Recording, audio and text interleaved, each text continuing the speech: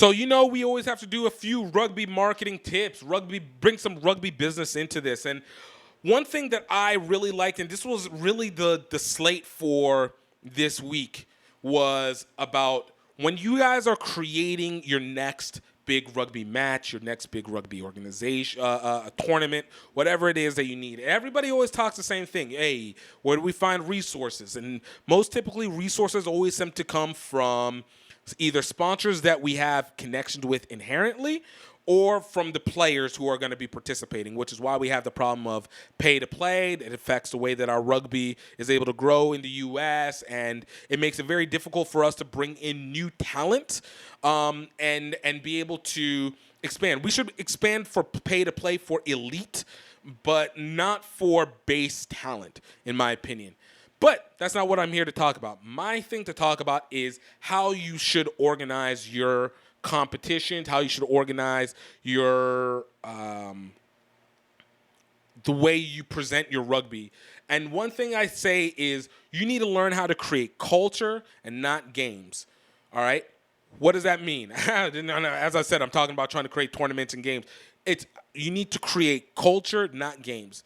In the lessons that I've learned doing this HBCU Rugby Classic and finding sponsors, the thing that's made the sponsors most piqued and interested about what we have going on is the fact that it's something that shifts culture.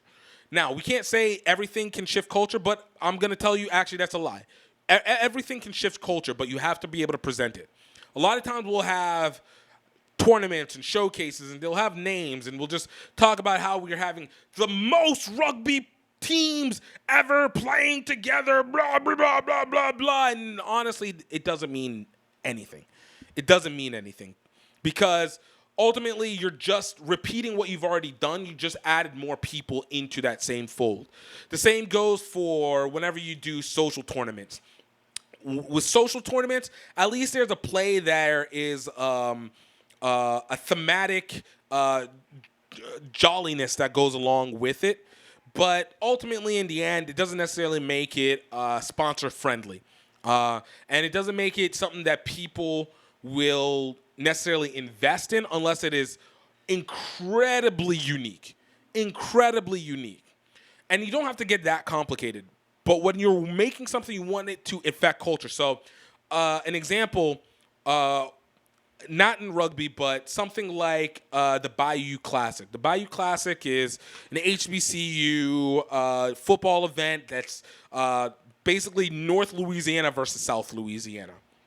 The reason why this has gone on outside of the generational rivalry that occurred between Southern University and Grambling University, the event has grown into being an actual cultural gathering of people. So the game is the top of is the main event. Obviously, it's your header, but it is the bands, it is the meet and greets, it's the parties that go on around it. What they did instead was say, we're going to create an event where we have the highest level of social interaction within the most diverse group of people within our base, and we can bring the most people from outside of necessarily our audience group. Like, it's not just Southern people and Grambling people. You get people that are coming from Alabama, people that are coming from D.C., people that are coming from other countries coming to attend this event because you have layers of cultural you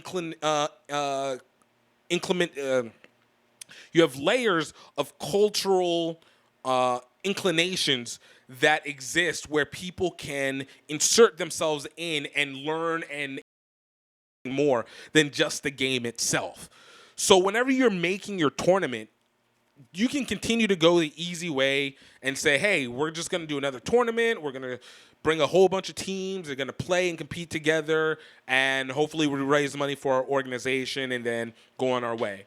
Or you can actually do some research on your area, learn more about how do you insert elements that change the way that people not just view your club or view rugby, but view the environment as a whole, and how rugby inserts itself into the change of that whole environment. That's how you make your rugby event, your organization, your team, your own self into a cultural hub, and that's a value that people will change. And the rugby enjoyment, the diversity, the growth will come along with it. But if you're simply just going off of the fact that you're trying to create another game, you're trying to be another match, you're trying to just have a bunch of people be able to compete each other and just kind of keep it within the same circle, while there's nothing wrong with that, don't expect to get a whole lot of extended support with it. Like you can't expect it. You can't be a charity case while also not shifting anything. So I want us for this week to remember, create culture, not just a game. This is the Rugby Business. Of course, if you guys want to know more, definitely go check out gifttimemedia.com. I know I still haven't put up the stuff, but they're coming. Go ahead and sign up for the mailing list while you're at it so that you know that the moment that we start pushing them out, it's going to be right there ready for you, and you're going to be able to remember these things. We're out here to be able to grow, develop, and increase the game, but we don't do it by doing the same things all the time. Don't forget, like and subscribe.